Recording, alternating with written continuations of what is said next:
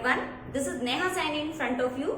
जैसा कि हमने फिजिक्स में रोटेशनल मोशन का चैप्टर स्टार्ट कर दिया था, जिसमें मैंने आपको बताया था कि रोटेशनल मोशन क्या होता है और कैसे कोई भी ऑब्जेक्ट रोटेशन मोशन में अपनी जो वैल्यूज होती हैं, जो फिजिकल क्वांटिटीज होती हैं, उनको लीनियर से रोटेशनल मोशन में कन्वर्ट कर देता है। जैसे मैंने आपको बताया था, जो हमारी वेलोसिटी होती है वो ओमेगा बन जाती है, एक्सेलरेशन अल्फा बन जाता है, फोर्स आपका टॉर्क बन जाता है।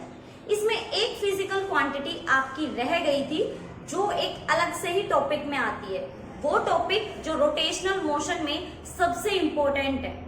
टॉपिक का नाम है हमारा मोमेंट ऑफ इनर्शिया।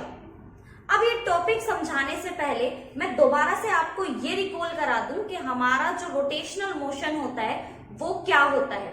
जैसा कि मैंने आपको बताया था, अगर लीनियर मोशन की बात करें, जब आप लाइन में किसी स्ट्रेट लाइन में चलते हैं तो उस मोशन को हम क्या बोलते थे, लीनियर मोशन। बट अगर आप किसी भी एक्सिस के अराउंड क्या कर रहे हैं, मूव कर रहे हैं, रोटेट कर रहे हैं, आपका जो मोशन है वो सर्कुलर है या किसी स्फीयर पे है, किसी सर्कल पे है, या आप रोटेशन में मूव कर रहे हो, तो वो आपका रोटेशनल मोशन होता है। तो हमने क्या देखा था कि हमारे जो रोटेशनल मोशन होते हैं उनमें जो सभी हमारी फिजिकल क्वांटिटीज हैं वो चेंज हो जाती है। वेलोसिटी, एक्सेलरेशन, फोर्स, हमारा मोमेंटम, सब कुछ चेंज हो जाता है। लेकिन अगर आपने एक फिजिकल क्वांटिटी पे ध्यान दिया हो तो उसके बारे में अब तक हमने कोई बात नहीं की है, और वो फिजिकल क्वांटिटी है आपकी मास। आप सोचते होंगे कि अगर कोई भी ऑब्जेक्ट है और वो लीनियर मोशन में मूव कर रहा है, जैसे कि एक कार है और कार रोड पे मूव कर रही है, वो मोशन में है, तो आप कहेंगे कि उस कार का जो मास है वो मास ही रहेगा। मान लीजिए कि वो जो कार है उसका वेट आपका 100 kg है, मान लिया। बट अगर वो कार रोटेशनल मोशन में आ जाए, रोटेशन में आ जाए, तो उसका मास क्या हो जाएगा, तो आप कहेंगे 100 ही रहेगा। बट उसको हम बजाय मास कहने के एक दूसरा नाम दे देते हैं। उसी दूसरे नाम के बारे में आज हम डिटेल में सीखेंगे। तो चलिए मैं इसको डिटेल में बताती हूँ कि जो टॉपिक आज हमें करना है, मोमेंट ऑफ इनर्शिया, वो क्या है। देखिए, समझिए इस बात को। इनर्शिया के बारे में आपने थर्ड लॉ, जो हमारा न्यूटन्स लॉ ऑफ मोशन है, उसमें सीखा है इनर्शिया क्या होता है, जो कि हमारा फर्स्ट लॉ को भी क्या करता है, डिफाइन करता है। यानी कि आपके फर्स्ट लॉ ऑफ मोशन को क्या नाम दिया गया था, इनर्शिया। यानी कि अगर कोई बॉडी रेस्ट में है तो रेस्ट में रहेगी, मोशन में है तो मोशन में रहेगी, जब तक उसके ऊपर कोई एक्सटर्नल फोर्स ना लगाया जाए। अगर कोई बॉडी मोशन में है तो वो मोशन में ही रहने की कोशिश करती है।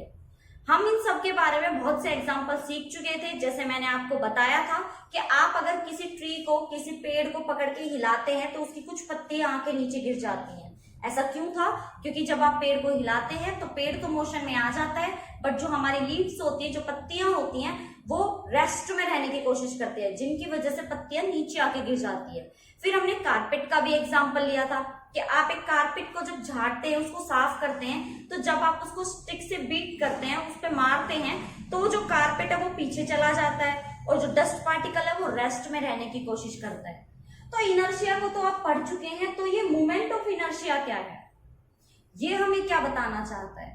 तो देखिए, सबसे पहले तो मैं आपकी ये कंफ्यूजन दूर कर दूं कि मोमेंट ऑफ इनर्शिया एग्जैक्टली मास ही है। कहने का मतलब समझिए इस चीज को।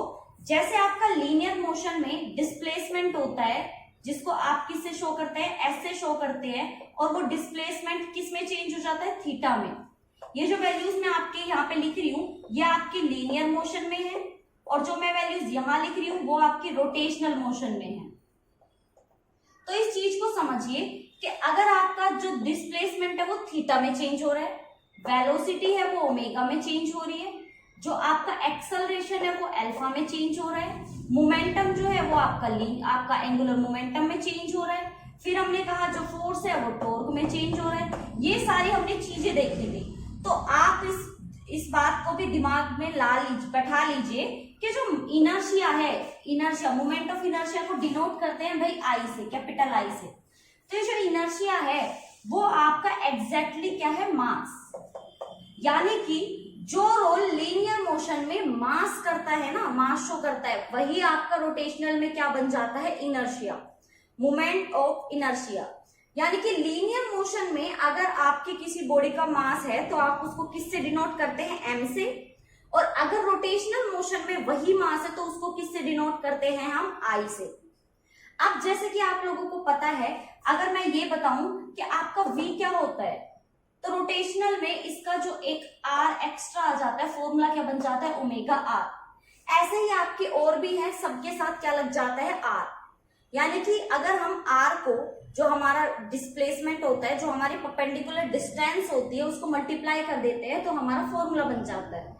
तो ऐसे ही हमारे मोमेंट ऑफ इनर्शिया का भी क्या है? एक फॉर्मूला है, जिसके ऊपर बहुत से न्यूमेरिकल्स आते हैं, बहुत ज्यादा कंसेप्चुअल क्वेश्चंस आते हैं। तो ये टॉपिक आपके लिए बहुत ज्यादा इंपॉर्टेंट होने वाला है। तो बेसिक जो आपको बात याद रखनी है वो क्या है कि आपका इनर्शिया एग्जैक्टली क्या है? मास है। मास लीनियर मोशन में होता है और इनर्शिया आपका रोटेशनल मोशन में है। तो चलिए अब मैं आपको जो हमारी डेफिनेशन है उसकी तरफ से समझाती हूँ कि मोमेंट ऑफ इनर्शिया क्या है। चलिए स्टार्ट करते हैं। Moment of inertia, moment of inertia of a body about a given axis, किसी भी एक्सिस के अलोंग, मान लीजिए हमारा ये एक्सिस है और उसके अलोंग हमारी कोई भी बॉडीज क्या कर रही है? मूव कर रही है, कुछ इस तरह से, ठीक है। About a given axis as the sum of product of masses, यानी कि इन सभी बॉडीज का हम क्या दे देते हैं? नाम दे देते हैं। जैसे मैंने इसका दे दिया m1, m2, m3, m4, ठीक है।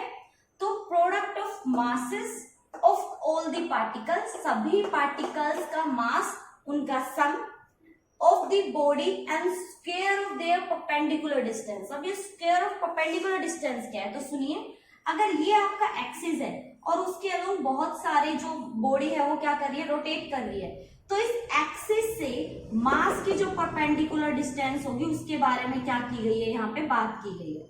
तो ये आपकी क्या होती है? Perpendicular distance. तो इसके लिए क्या हो जाएगी? r1, इसके लिए क्या हो जाएगी? r3, इसके लिए क्या हो जाएगी? आपकी r2, और इसके लिए क्या हो जाएगी? आपकी r4। तो फॉर्मूला क्या बोला गया है? बोला गया है कि आपका अगर सम कर दिया जाए, यानी कि मोमेंट ऑफ इनर्शिया क्या होगा? अगर आप सम कर दें इन सभी बॉडीज का जो हमारे इस एक्सिस के थ्रू अलोंग क्या कर रही है? मूव कर रही है। कैसे? एक रोटेशनल मोशन में। तो आप क्या कहेंगे कि इनका क्या निकल के आ जाएगा? इन सब का आपका मोमेंट ऑफ इनर्शिया निकल के आ जाएगा। तो अब हम बात करते हैं कि ये मोमेंट ऑफ इनर्शिया जो होता है वो हम कैसे निकालेंगे किसी भी बॉडी का, जब हम सभी के मास को क्या कर दे? प्लस कर दे और मल्टीप्लाई कर दे, किसके साथ? हमारी बॉडी के मास और स्क्वायर के साथ। तो देखिए कैसे, मान लीजिए हमें निकालना है क्या? हमारा इनर्शिया। तो इनर्शिया क्या बोला गया है? इनर्शिया बोला गया है कि आपकी जो बॉडीज है, मान लीजिए मैं फर्स्ट बॉडी ले लूं तो क्या हो जाएगा? m1r1, इसका स्क्वायर। सेकंड का क्या हो जाएगा? m2r2, इसका स्क्वायर। ऐसे ही क्या हो जाएगा? m3r3, इसका स्क्वायर। और ऐसे ही जितनी भी बॉडीज होंगी हम उन सबका क्या करते जाएंगे? हम उन सबका करते जाएंगे टोटल। अब जब आप ये टोटल करेंगे तो ये टोटल करने के बाद आपको क्या ध्यान देना है कि जब आप इन सबको टोटल कर देंगे तो आपके पास टोटल जो बॉडी आएगी वो आएगी mi/ri का स्क्वायर। तो इनर्शिया की वैल्यू क्या होती है? वो होती है आपकी, अगर मैं पूरी टोटल बॉडी की बात करूं, जितनी भी बॉडी है इनका सम कर दूं तो ये बन जाएगी आपकी mr²।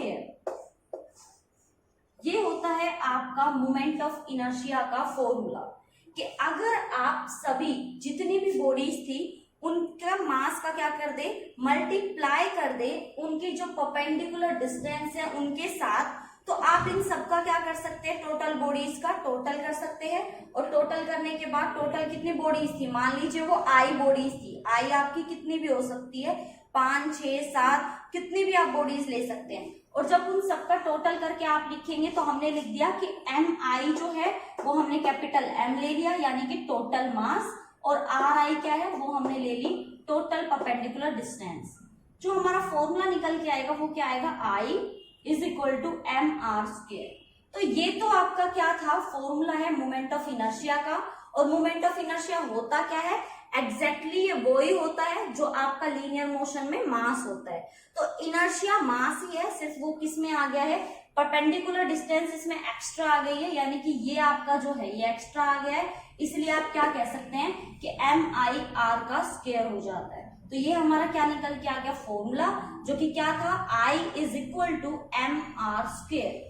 अब बात करें हम इसके किसकी, यूनिट की, तो यूनिट क्या हो जाएगी हमारे इनर्शिया की, हमारी इनर्शिया की यूनिट हो जाएगी, मास की होती है केजी और आपके डिस्टेंस की मीटर, तो ये हो गई मीटर स्क्वायर। तो ये आपकी मोमेंट ऑफ इनर्शिया की क्या हो गई है यहाँ पे यूनिट।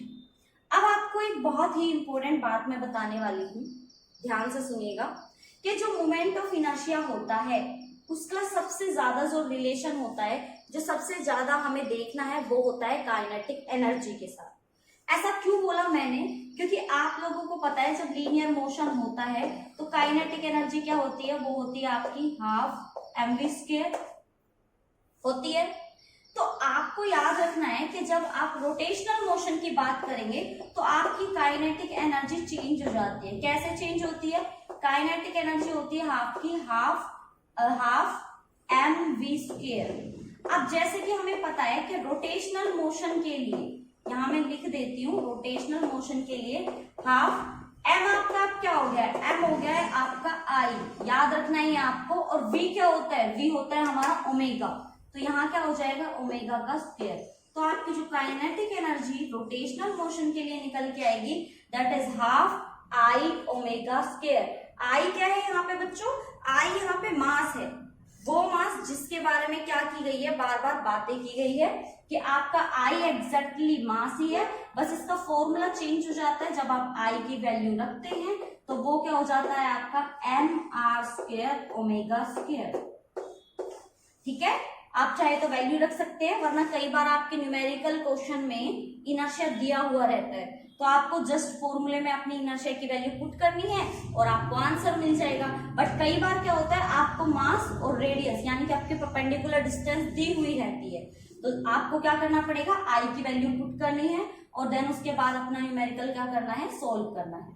तो ये तो थी हमारी इनर्शिया और हमारे काइनेटिक एनर्जी का जो फॉर्मूला है वो किस तरह से रिलेशन करता है हमारी न्यू वैल्यू के साथ। अब है कि काइनेटिक एनर्जी और इनर्शिया में एक दूसरा भी रिलेशन है, आपको बता दूं कैसे। देखिए, अगर मैं कहूं कि कोई भी जो ऑब्जेक्ट है वो कांस्टेंट एंगुलर वेलोसिटी के साथ क्या कर रहा है, मूव। अब जो मैं आपको बताने वाली हूँ ये कंसेप्चुअल क्वेश्चन के लिए बहुत ज्यादा इंपॉर्टेंट वैल्यू होने वाली है, ध्यान से सुनिएगा मैं क्या कहने वाली हूँ। मैं क्वेश्चन कह रही हूं कि अगर आपका कोई भी ऑब्जेक्ट एक कांस्टेंट एंगुलर वेलोसिटी के साथ मूव कर रहा है, एंगुलर वेलोसिटी मतलब ओमेगा के साथ क्या कर रहा है, मूव कर रहा है, तो हम कह सकते हैं, मान लीजिए कि मैंने कह दिया वो आपका 1 मीटर पर सेकंड की स्पीड से क्या कर रहा है, मूव कर रहा है, तो ओमेगा की वैल्यू क्या हो जाएगी 1। तो आपकी काइनेटिक एनर्जी यहाँ पे क्या बचेगी, काइनेटिक एनर्जी होगी आपकी हाफ I, तो आपका I जो निकल के आएगा that is twice of kinetic energy, यानी कि आपका रोटेशनल मोशन में जो आपका इनर्शिया होता है वो डबल होता है काइनेटिक एनर्जी के। कितनी इंपॉर्टेंट बात थी ये, जितना सिंपल है, जितना सिंपल लग रहा है उतना है नहीं, क्योंकि काफी बार आपसे कंसेप्चुअल क्वेश्चन में ये चीज पूछ ली जाती है कि अगर आपकी कोई बॉडी है उसकी जो एंगुलर मोमेंटम है, सॉरी आपकी जो एंगुलर वेलोसिटी है उसको अगर 1 मीटर पर सेकंड कर दिया जाए तो आपके इनर्शिया पे क्या इफेक्ट पड़ेगा। तो भाई आपको ये रिलेशन पता होना चाहिए कि जो इनर्शिया होता है वो ट्वाइस होता है आपके किसके, काइनेटिक एनर्जी के। तो ये था हमारी पूरी डिटेल जो हमें ये बताती है कि हमारा जो मोमेंट ऑफ इनर्शिया होता है वो क्या होता है, मोमेंट ऑफ इनर्शिया की डेफिनेशन क्या है। और देखिए ये वाली लाइन एक बार देखिए, mass of a body is measure of inertia of body in a linear motion, यानी कि जो आप लीनियर मोशन में मास कहते हो आपका रोटेशनल मोशन में वही क्या बन जाता है, इनर्शिया बन जाता है, यानी कि इनर्शिया ही आपका क्या है, मास। मास इनर्शिया है, इनर्शिया मास है, सिर्फ ये डिफरेंस हो जाता है कि वो लीनियर मोशन में है या फिर आपका रोटेशनल मोशन में है। लीनियर में है तो मास हो जाएगा और रोटेशनल में है तो इनर्शिया हो जाएगा। तो यानी कि आपका मोमेंट ऑफ इनर्शिया क्या होता है हम पढ़ चुके हैं, डेफिनेशन में आपको समझा चुकी हूँ। डेफिनेशन की जो आप डेफिनेशन बोलती है वो क्या बोलती है, multiply of mass and square of perpendicular distance is called inertia, moment of inertia. तो ये आपको याद करना है। देन उसके बाद हमें एक बहुत इंपॉर्टेंट चीज करनी है, ये होती है हमारी physical significance of moment of inertia. बहुत ही इंपॉर्टेंट है। चलिए स्टार्ट करते हैं, देन उसके बाद हम इससे रिलेटेड कुछ न्यू हम देखने वाले हैं physical significance of moment of inertia. तो ये सिग्निफिकेंस का मतलब क्या होता है, मतलब फिजिकल सिग्निफिकेंस हमारा अलग से टॉपिक क्यों है। देखिए, एक तो होता है किसी भी बात को सिर्फ नॉर्मली समझा देना कि ये ऐसे होता है। जैसे मैंने आपको नॉर्मली बोल दिया कि जो इनर्शिया होता है, मोमेंट ऑफ इनर्शिया, एक्चुअल में वो मास ही है। अगर आप नॉर्मल लीनियर मोशन में बात करेंगे तो वो मास है, बट अगर आप लीनियर मोशन में अगर आप रोटेशनल में बात करेंगे तो वो बन जाता है मोमेंट ऑफ इनर्शिया। तो फिर ये फिजिकल सिग्निफिकेंस क्या है, किसी भी बात को बाय द प्रूफ समझाना कि अगर आप इसको ऐसे करेंगे तो ये आपका क्या हो जाता है, कुछ इस तरह से हो जाता है, तो वो होता है फिजिकल सिग्निफिकेंस। यानी कि थोड़ा सा फिजिकली उसको या फिर मैथमेटिकली उसको समझा देना कि ये कुछ इस तरह से होता है। जैसे कि मैंने आपको नॉर्मली बोल दिया, वैसे तो मैं ये टॉपिक आपको बता चुकी हूँ, लेकिन बट ये आपका कैसे समझाओगे आप, फिजिकल सिग्निफिकेंस से, क्योंकि उस टाइम मैंने इसलिए आपको समझाया ताकि आपको समझ में आ जाए मोमेंट ऑफ इनर्शिया क्या है। बट इसको आप टॉपिक में लेके चलेंगे क्योंकि आपके सिलेबस में अलग से दिया हुआ है physical significance of moment of inertia. तो चलिए हम फिजिकली बताते हैं, मतलब प्रैक्टिकली टाइप करके बताते हैं कि हमारा जो मोमेंट ऑफ इनर्शिया है वो मास कैसे हो सकता है। तो हम कैसे बताएंगे ये सब, हम सारी चीजें इसमें डिटेल में देंगे क्योंकि ये आपका 2 मार्क्स का क्वेश्चन बन सकता है, बिल्कुल बन सकता है।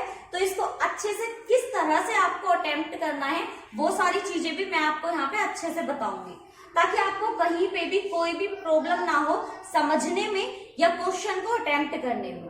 तो देखिए, जब आपको पूछा जाए what is the physical significance of moment of inertia, तो आप क्या करेंगे, देखिए आप सबसे पहले बताएंगे we have deduced that the kinetic energy of rotation of the body is equal to half I omega square. जैसा कि हमने डिड्यूस किया, हमने बताया कि हमारी जो काइनेटिक एनर्जी होती है रोटेशनल मोशन में वो क्या होती है हमारी, वो होती है half of I omega square. I क्या है आपका, मोमेंट ऑफ इनर्शिया। देन उसके बाद आप बताएंगे let us compare with kinetic energy of translation of the body. यानी कि अगर आपकी जो बॉडी है वो कैसे मोशन में है, ट्रांसलेशनल मोशन में है। रोटेशनल में है तो आपका जो काइनेटिक एनर्जी हो जाती है वो हो जाती है हाफ आई ओमेगा स्क्वायर। अगर वो आपकी स्ट्रेट मोशन में है, ट्रांसलेशनल मोशन में है, तो वो क्या हो जाती है आपकी हाफ एम वी स्क्वायर। और जब आप इन दोनों को कंपेयर करते हैं, जब आप इन दोनों ही वैल्यूज को कंपेयर करेंगे तो आप देखेंगे यहाँ पे कि आपका हाफ सेम है। आई आपका किसके इक्वल आ रहा है, एम के, और आपका ओमेगा किसके इक्वल आ रहा है, वी के। ये बातें भी आपको लिखनी है। वी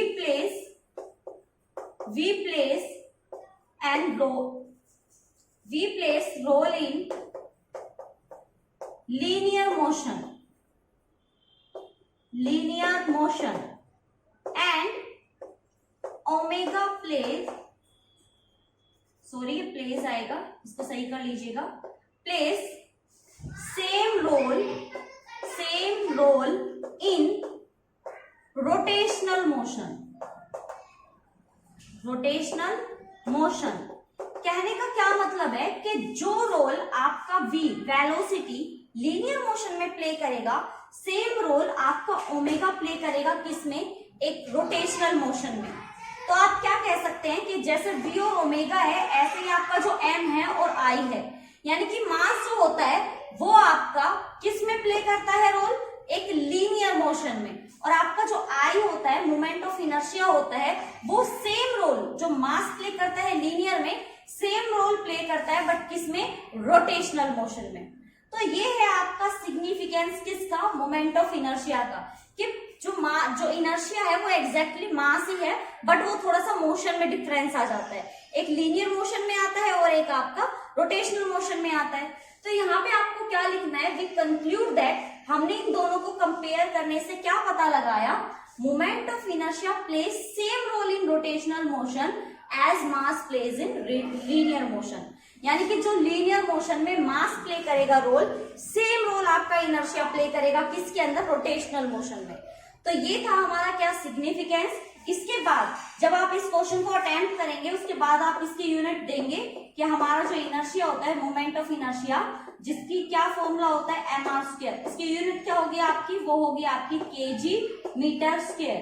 और उसके बाद आप इसका डायमेंशन भी देंगे, dimension of moment of inertia, moment of inertia. तो क्या होगा बताइए, यहाँ पे हमारा mr², मास आपका क्या होता है m, और r क्या होता है आपका l²। तो आपका जो डायमेंशन आएगा that is m1 l2 t0।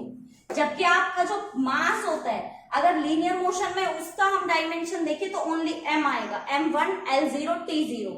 But अगर हम रोटेशनल मोशन में हमारे मोमेंट ऑफ इनर्शिया का डायमेंशन देखेंगे तो वो क्या आता है m1 l2 t0। तो ये थी हमारी टोटली डिटेल किसके बारे में, हमारे significance of moment of inertia के बारे में। अगर आप इसमें कुछ एग्जांपल या फिर कुछ लाइंस ऐड अप करना चाहते हैं तो ये भी हो सकती है कि जैसा कि हमें पता है कि इनर्शिया क्या होता है कि ना तो कोई बॉडी रेस्ट से मोशन में आ सकती है, ना ही मोशन से रेस्ट में आ सकती है। कब तक, जब तक उसके ऊपर कोई भी एक्सटर्नल फोर्स ना लगाया जाए। तो आप इस लाइन को इसमें ऐड करके लिख सकते हैं ताकि आपको पता रहे, या फिर आप थोड़ा सा इसको लॉन्ग करने के लिए भी ये लाइंस को ऐड कर सकते हैं। तो ये था हमारा physical significance of moment of inertia. अब हम करने वाले हैं हमारा नेक्स्ट टॉपिक, देन उसके बाद हम करेंगे अपने न्यूमेरिकल्स। तो चलिए, बहुत ही इंपॉर्टेंट टॉपिक कराने वाली हूं आपको, जो आपके एग्जाम में पक्का श्योर आता है। तो चलिए स्टार्ट करते हैं। चलिए तो अब शुरू करते हैं हमारा नेक्स्ट टॉपिक, जो है आपका रेडियस ऑफ गिरेशन। ये टॉपिक बिल्कुल न्यू है, शायद आपने अब तक सुना भी नहीं होगा, बट ये आपका मोमेंट ऑफ इनर्शिया से ही क्या करता है, रिलेट करता है। अगर आपको मोमेंट ऑफ इनर्शिया समझ में आ गया होगा तो ये टॉपिक आपको बहुत इजीली, बहुत आसानी से समझ में आ जाएगा। और मैं आपको बता दूं, ये टॉपिक आपके एग्जाम में बहुत बार पूछा गया है। आप अपने प्रीवियस ईयर में भी इस क्वेश्चन को देख सकते हैं। जो भी आपके प्रीवियस ईयर के क्वेश्चन पेपर हैं उनमें आपको ये क्वेश्चन जरूर मिल जाएगा। तो आपको ये जो टॉपिक है ये बहुत अच्छे से पढ़ना है, समझना है, इसके नोट्स भी साथ साथ बनाने हैं। तो चलिए फिर शुरू करते हैं हमारा टॉपिक रेडियस ऑफ गिरेशन। तो जैसा मैं हमेशा करती हूँ, सबसे पहले आपको डेफिनेशन बताऊंगी, फिर बताऊंगी कि किस तरह से हमें डिफाइन करना है और इसका डेरिवेशन कैसे करना है। तो चलिए स्टार्ट करते हैं। तो टॉपिक है हमारा रेडियस ऑफ गिरेशन। तो ये रेडियस ऑफ गिरेशन क्या होता है, एग्जैक्टली इसके नाम से आपको इतना तो पता लग गया होगा कि कहीं ना कहीं बात रेडियस की होने वाली है। रेडियस आखिर में क्या होती है, रेडियस एक डिस्टेंस ही तो होती है। अगर मैं किसी भी सर्कल, जो सर्कल की आउटर जो हमारी लेयर होती है, मान लीजिए मैंने सर्कल बना लिया है, इसके सेंटर से और जो हमारे बाहर वाली जो ये सरफेस होती है, यानी कि सर्कमफ्रेंस होता है, वहां तक जो लाइन आप लेके जाते हो वही तो क्या होती है, रेडियस होती है। और ये जो रेडियस होती है ये एक डिस्टेंस ही तो होती है। तो रेडियस ऑफ गिरेशन क्या होने वाला है, वो कुछ ना कुछ आपका रिलेट होने वाला है आपकी रेडियस से। तो चलिए शुरू करते हैं डेफिनेशन से। तो डेफिनेशन क्या बोल रही है, the radius of gyration of a body, ये यहाँ पे 2 बार ऑफ लिख दिया है तो इसको आप सही कर लीजिएगा अपनी नोटबुक में जब आप नोट्स लिखें।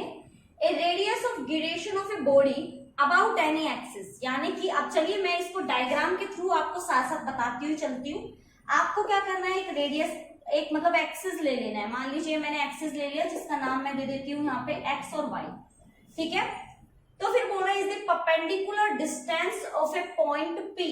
कोई भी आपका पॉइंट पी लीजिए, उससे जो परपेंडिकुलर डिस्टेंस होगी, मान लीजिए ये, from the axis where it whole mass of the body were concentrated. देखिए एक क्या होता है, बॉडी होती है, टॉपिक कुछ इस तरह से है कि आपका जब कोई एक बॉडी होती है तो उसको जो टोटल मास होता है वो कहीं एक सेंटर पे कंसंट्रेट होता है, उसको बोलते हैं सेंटर ऑफ मास। समझ लीजिए इसको अच्छे से। आपने बहुत बार सर्कस में देखा होगा, सर्कस वगैरह में या कहीं पे भी, कि जो कोई भी पर्सन होता है जो आपको गेम, जो खेल दिखाता है सर्कस में, वो अपनी एक फिंगर पे जो प्लेट होती है उसको घुमाने लग जाता है। मतलब अगर वो एक बार घुमाए और फिर हाथ को ऐसे रखे, वो प्लेट क्या करती रहती है, आपकी घूमती रहती है, सर्कल में घूमती रहती है। ऐसे ही आपने और भी ऐसे बहुत से एग्जांपल्स दे सकती हूँ मैं। आपने देखा होगा कि बॉल होती है, जो फुटबॉल होती है, उसको काफी लोग क्या करते हैं, एक ही अपनी फिंगर पे क्या करते हैं, रोटेट कर देते हैं, और वो बॉल आपकी रोटेट होती रहती है, जबकि हमसे वो नहीं होता है। कोई आपकी प्लेट को रोटेट कर देता है और कोई आपका क्या कर देता है, बॉल को रोटेट कर देता है बस एक फिंगर पे। ऐसा क्यों? क्योंकि जिस पॉइंट पे उनकी जो फिंगर के जिस पॉइंट पे उसका बॉल या फिर प्लेट आपकी कनेक्ट होती है, टच होती है, उस पॉइंट पे उस बॉडी का टोटल मास क्या होता है, कंसंट्रेट होता है। कहने का मतलब वो स्टेट उसकी इक्विलिब्रियम स्टेट होती है, यानी कि जब वो पॉइंट पकड़ लिया जाता है तो टोटल मास उसका अगर वहां कंसंट्रेट है, तो अगर उस मास को आप पकड़ ले तो वो बॉडी क्या करने लग जाएगी, रोटेट करने लग जाएगी। कुछ ऐसा ही इस सिस्टम पे आपको देखना है। इस पे होगा क्या, चलिए पहले डेफिनेशन समझ लीजिए। कंसंट्रेट यानी कि कोई एक पॉइंट होगा इस पूरे एक्सिस पे जहां पे सारी बॉडी, जितनी भी बॉडी होगी उस सबका मास क्या करेगा, कंसंट्रेट होगा, एक जगह इकट्ठा होगा। The body shall have the same moment of inertia, जो बॉडी होगी उसका इनर्शिया उतना ही रहेगा as it has with the actual distribution mass, the distance is represented by. इसको जो रिप्रेजेंट करते हैं वो किससे करते हैं, आपका के से। देखिए समझिए, अगर आपको डेफिनेशन समझ में नहीं आई तो यहाँ पे देखिए, अच्छा यहाँ पे इट आएगा, इसको इट इज कर लीजिएगा, इट इज, ठीक है। देखिए अब मान लीजिए कि मैंने कोई भी एक्सिस ले लिया है एक्स और वाई, ठीक है। तो मैंने क्या किया, यहाँ पे ना बहुत सारी बॉडीज बना दी। मान लीजिए ये आपका m1 है तो इसकी डिस्टेंस क्या हो जाएगी, r1, ये हम कर चुके हैं। अगर हमारा यहाँ पे पॉइंट m2 है और उसकी डिस्टेंस क्या हो जाएगी, r2। ऐसे ही आपका क्या होगा, r3, m3। तो मान लीजिए कि ये ना सारा का सारा क्या है, हमारा मास है, कोई एक बॉडी है और उसमें बहुत सारे पार्टिकल्स हैं। कुछ भी ले लिया हमने और उसके अंदर क्या है, बहुत सारे पार्टिकल्स हैं जिनका मास क्या है आपका डिफरेंट है, और उनकी जो परपेंडिकुलर डिस्टेंस होगी आपकी जिस एक्सिस से, वो भी क्या है, डिफरेंट है। तो मान लीजिए जो लास्ट वाला होगा उसको मैं क्या ले लूं, mi ले लूं और आपका ri ले लूं। तो ये हमारी क्या हो गई, लास्ट वाले पार्टिकल की। तो आपको क्या करना है, आपको यहाँ डेरिवेशन करनी है। तो डेरिवेशन में सबसे पहले अटेंटेशन का ध्यान रखते हुए हमें कुछ चीजों को समझना है यहाँ पे। तो क्या होगा, हम सबसे पहले सपोज करेंगे, सपोज कुछ चीजें आप लिखेंगे ताकि आपके एग्जाम में मार्क्स बहुत अच्छे आए। Suppose a rigid body, suppose a rigid body consist of, ये सारी चीजें आपको लिखनी है, कंसिस्ट ऑफ n पार्टिकल्स, बहुत सारे पार्टिकल्स हैं, हैविंग सेम मास, सबका मास सेम है m। मान लेते हैं कि सबका जो मास है वो अब हमने क्या ले लिया है, m ले लिया है। Let r1, r2, r3 and up to so on, जहां तक भी है, जितनी भी बॉडीज है n है, जहां तक भी है वो be the perpendicular distance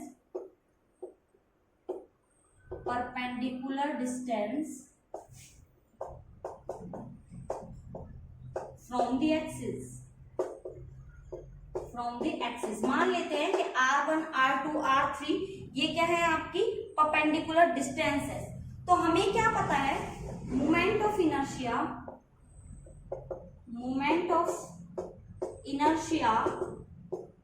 of all the bodies are, क्या हो जाएगा, मान लीजिए कि अब हम इनका एक बॉडी ले लिया और उसमें ना छोटे छोटे पार्टिकल्स हैं, उन सबका मास हमने m ले लिया। थोड़ी देर के लिए मान लेते हैं कि हमने उन सबका मास क्या ले लिया है, m ले लिया है, बट उनकी जो डिस्टेंस है वो क्या है, अलग अलग है। भाई जो सेंटर के पास होगा उसकी डिस्टेंस कम होगी, जो सेंटर से दूर होगा उसकी डिस्टेंस ज्यादा होगी। तो हम मान लेते हैं कि मास तो सबका सेम है बट उसकी जो डिस्टेंस है वो क्या है, हमारी डिफरेंट है। तो हमारा, तो देखिए हमारा यहाँ पे मोमेंट ऑफ इनर्शिया क्या हो जाएगा इन सभी बॉडीज का, जैसा कि हमें पता है हमारा जो इनर्शिया होता है उसका फॉर्मूला क्या होता है, उसका फॉर्मूला होता है mr²। तो अलग अलग बॉडीज के लिए जिनका मास तो सेम है बट आपकी डिस्टेंस अलग अलग है, उन सब के लिए हम जो इनर्शिया निकालेंगे वो कैसे निकालेंगे, वो होगा कुछ इस तरह से, I is equal to mr1 का स्क्वायर प्लस mr2 का स्क्वायर प्लस mr3 का स्क्वायर, और जितनी भी हमारी बॉडीज है, हमारे पास n पार्टिकल है तो क्या हो जाएगा, nrn का स्क्वायर। अब जैसा कि हमें देखने से पता लग रहा है m हमारा यहाँ क्या है, कॉमन, तो हम यहाँ पे m को कॉमन ले लेंगे और अंदर हमारा क्या बचेगा, r1 का स्क्वायर, r2 का स्क्वायर, r3 का स्क्वायर और आपका rn का स्क्वायर। अब हमें यहाँ पे क्या करना है, हमें करना है multiply and divide, multiply and divide by n। n क्या है, n है हमारे नंबर ऑफ पार्टिकल्स। हमने मान लिया कि हमारे पास जो एक रिजिड सिस्टम था इसके अंदर बहुत सारे पार्टिकल्स थे जिनका मास तो हमने सेम ले लिया, बट उनकी डिस्टेंस क्या है पार्टिकल की अलग अलग। भाई जो पार्टिकल यहाँ होगा उसके लिए डिस्टेंस क्या होगी, ज्यादा होगी, जो पार्टिकल आपका पास रहेगा उसकी डिस्टेंस क्या होगी, कम होगी। तो हमने डिस्टेंस को क्या लिया है, डिफरेंट डिफरेंट। तो हमें क्या करना है, मल्टीप्लाई करना है और डिवाइड करना है n से। तो मान लीजिए मैंने यहाँ मल्टीप्लाई कर लिया n से और डिवाइड कर दिया किससे, n से, ठीक है। तो अब आपका जो m इंटू n है वो अब आपका किसके इक्वल हो जाएगा, आप उसको रखेंगे total mass of the body के, total mass of the body. अब टोटल मास ऑफ बॉडी यानी कि कंप्लीट मास, तो इसको आप बोल देंगे कैपिटल M। तो इसकी ये जो आपका m into n cross n है इसको आप क्या रख देंगे, कैपिटल M। और आपका यहाँ पे क्या बन जाएगा, r1 का स्क्वायर, r2 का स्क्वायर, r3 का square and up to so on rn का स्क्वायर बाय आपके टोटल पार्टिकल n। अब आपको जो यहाँ पे ध्यान देने वाली बात है वो आपकी क्या है, वो ये कि जो ये वैल्यू आई है ना आपकी, ये वाली वैल्यू, यही आपका क्या है k। और k क्या होता है, k होता है आपका क्या, k होता है भाई आपका रेडियस ऑफ ड्यूरेशन। तो यही वैल्यू हमें क्या करनी थी, यहाँ फाइंड आउट करनी थी। तो हमारे पास जो इनर्शिया निकल के आया है रेडियस ऑफ गिरेशन का वो क्या होगा, m k स्क्वायर। तो यहाँ पे सोचने वाली बात क्या थी, सोचने वाली बात ये थी कि जो हमने k निकाला है वो एग्जैक्टली क्या है, डिस्टेंस है उस p पॉइंट के लिए जो हमारा हमने क्या माना था कि पूरे के पूरे आपका जो सिस्टम है, जो रिजिड बॉडी है उसका टोटल मास कंसंट्रेट करता है इस p पॉइंट पे।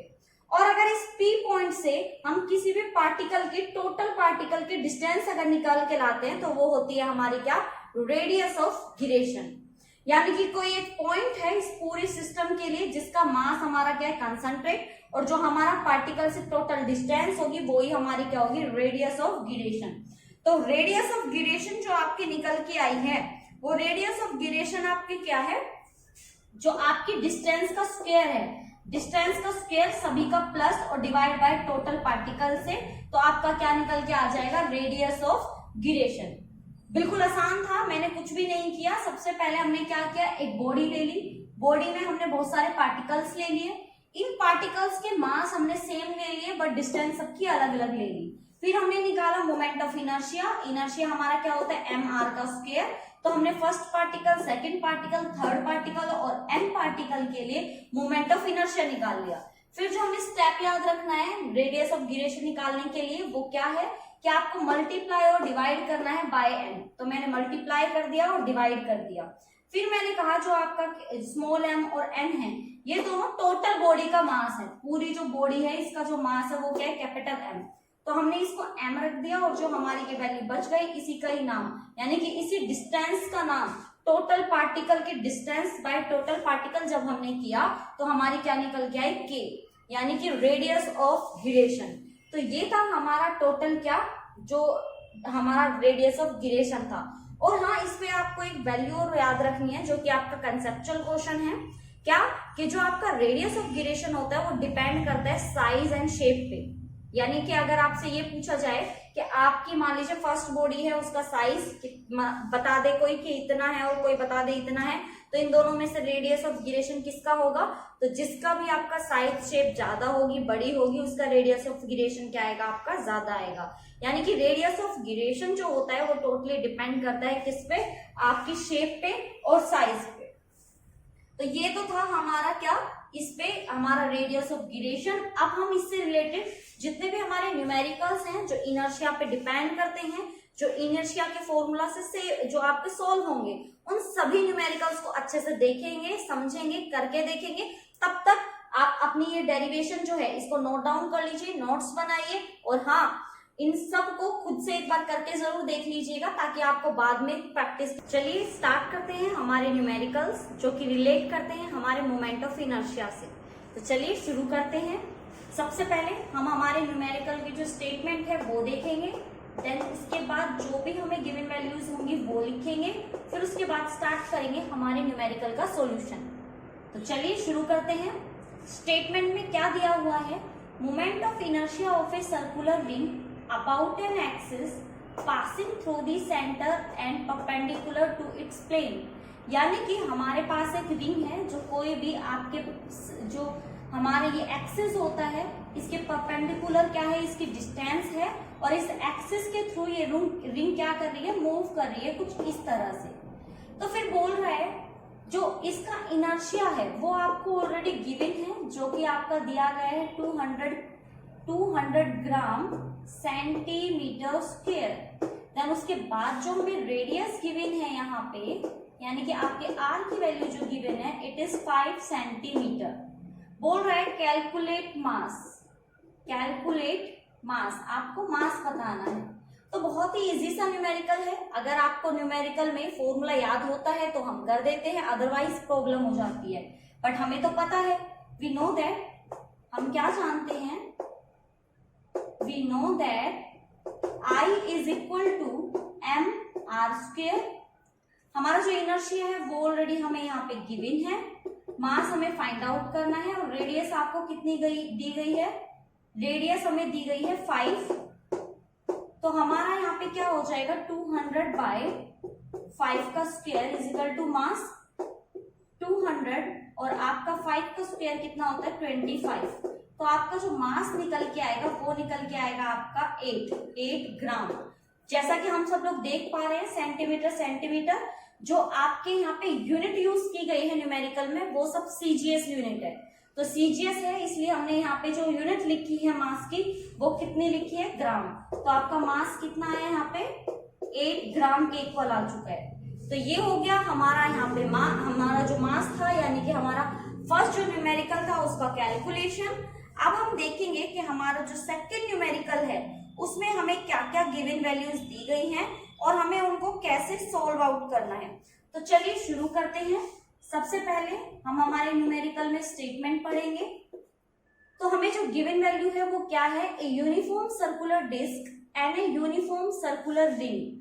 डिस्क जैसे हमारी डीवीडी या कोई सीडी होती है उसको डिस्क बोलते हैं, और रिंग आप लोगों को पता है, सिंपली जो रिंग मैंने पहनी हुई है कुछ इसी तरह की रिंग की बात हो रही है।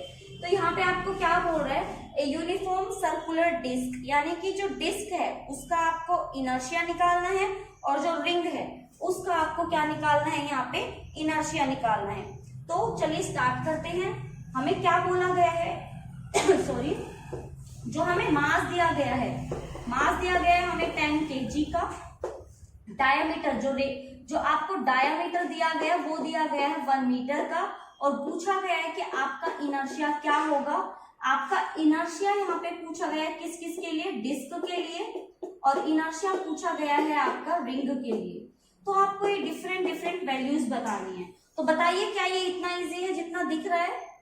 तो आप कहेंगे नहीं, क्योंकि सबसे पहले तो यहाँ पे डायमीटर दिया हुआ है और हमें इनर्शिया में जरूरत होती है रेडियस की। तो आपको सबसे पहले इस डायमीटर को चेंज करना होगा रेडियस में। तो जैसा कि हमें पता है कि अगर डायमीटर को रेडियस में चेंज करना है तो डिवाइड करना है किससे, आपके 2 से। तो ये हमारी क्या निकल के आ गई है यहाँ पे, रेडियस। अब हमें क्या करना है, अब हमें इनर्शिया निकालना है डिस्क का, और हमें इनर्शिया निकालना है हमारी रिंग का। तो मैं आपको बता दूं जो डिस्क का इनर्शिया होता है वो होता है आपका 12 mr², और जो हमारी रिंग का इनर्शिया होता है वो होता है हमारा mr²। बाकी आपको मास और रेडियस आपके पास गिवन है तो आप वैल्यू निकाल सकते हैं। तो आपका यहाँ पे जो मास दिया हुआ है दैट इज 10, और आपका I² यानी कि 1/2 का होल स्क्वायर। तो ये क्या हो जाएगा 1/2 इंटू 2 इंटू 1/4। तो ये आपकी वैल्यू आ गई है, इसको आप यहाँ पे करेंगे कैंसिल आउट, तो ये आ जाएगा आपका 5/4। ठीक है, ये आपका आ गया है फर्स्ट। और सेकंड निकालेंगे तब हमारा मास कितना दिया हुआ है 10, और ये आ जाएगा आपका 1/4, तो आंसर आ जाएगा आपका 10/4। इसको आप चाहें तो आगे तक डेसिमल में लेके आ सकते हैं, अदरवाइज कोई जरूरत नहीं है, आप इसको ऐसे भी छोड़ सकते हैं, आपका आंसर करेक्ट ही आएगा।